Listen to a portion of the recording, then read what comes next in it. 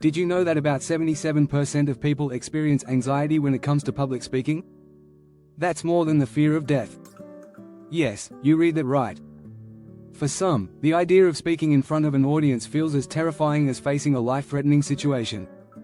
But here's the twist: what if that fear could actually become your greatest strength?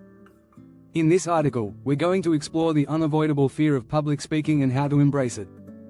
You'll discover surprising facts, powerful strategies, and techniques that can turn your nervousness into confidence. From shifting your focus to mastering the pause, we'll dive into practical tips that anyone can use. So, whether you're gearing up for a big presentation or simply want to speak more confidently in social settings, this guide is for you. Get ready to face your fear and learn how to make it work for you. Chapter 1: Meet Your Fear, the hidden alley in public speaking. Public speaking fear is normal. In fact, fear is wired into us. It's our brain's way of protecting us from potential dangers. But when you step on stage or speak in front of a group, fear isn't a sign of weakness, it's a sign that your brain is firing up your system to give its best performance. In other words, fear is energy. What if you didn't try to fight that feeling? What if you work with it?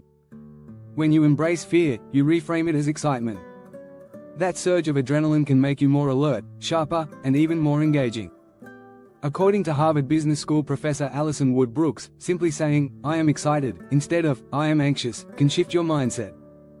Her research showed that people who reframed their anxiety as excitement performed better in stressful tasks like public speaking. Instead of trying to calm down, lean into that energy. Pro tip: next time you feel your heart racing, remind yourself, this is excitement, not fear. Your body is ready to perform. Chapter 2: Silence Speaks, Mastering the Art of the Pause. We often think silence is uncomfortable. You might fear that pausing makes you look uncertain or that it gives the audience time to judge you. But here's the secret: pauses make you more powerful.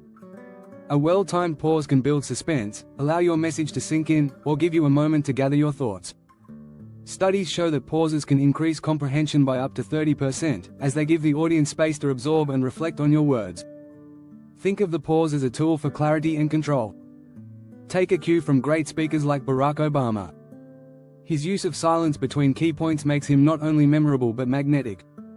Say what you mean what you say, and don't say it mean, he once said, emphasizing clarity over speed. You can't be clear if you're rushing through words. The best part? Pausing helps you regain control over nervousness. When you pause, you remind yourself that you're the one setting the pace, not your fear. Pro tip: practice adding pauses after important statements.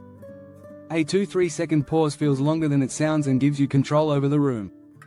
Chapter 3: The Power of Vulnerability, Storytelling is Your Secret Weapon. Here's something people don't often talk about: vulnerability is your biggest strength.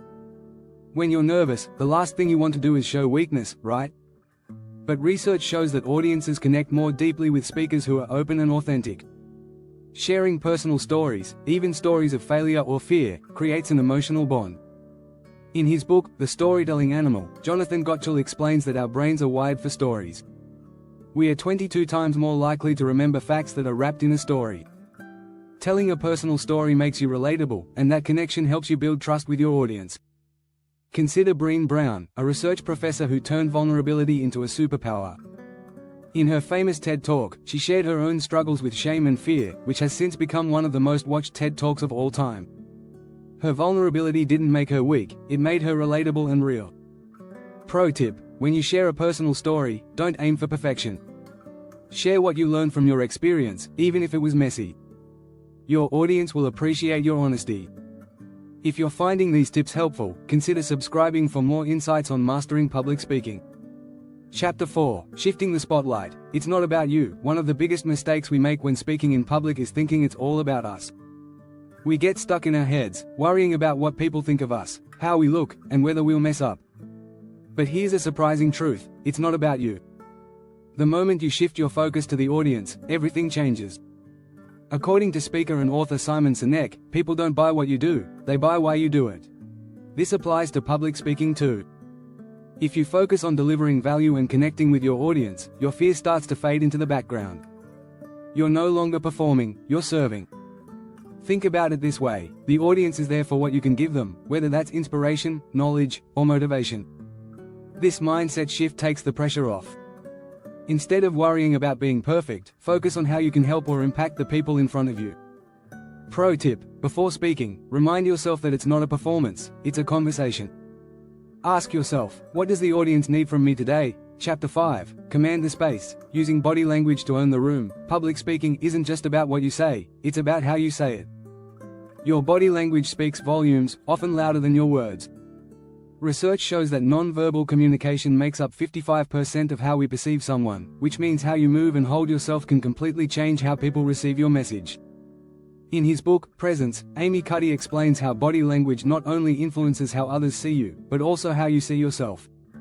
Fake it till you make it works because your body can actually trick your brain.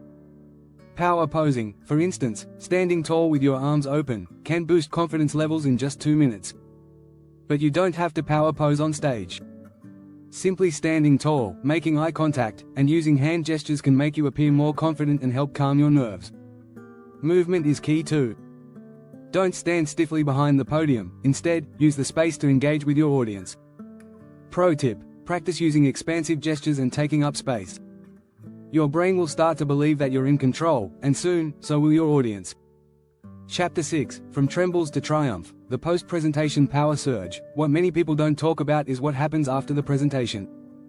You've faced your fear, you've spoken, and now, there's a strange letdown. This post-speech crash is common. After the adrenaline rush, it's normal to feel tired, jittery, or even unsure about how well you did. Here's the thing, your fear doesn't stop once the speech is over. The post-presentation period can be just as important for growth. Instead of focusing on what went wrong, this is your chance to reflect and learn. In fact, evaluating your performance shortly after can improve your speaking skills faster. In Atomic Habits, James Clear emphasizes the importance of feedback loops. Growth comes from analyzing what worked and what didn't, then adjusting. This post-speech reflection is your feedback loop. It's where you turn your trembles into triumph by acknowledging what you did right and figuring out how to improve. Pro tip: after your next presentation, take 5 minutes to write down 3 things that went well and 1 area for improvement.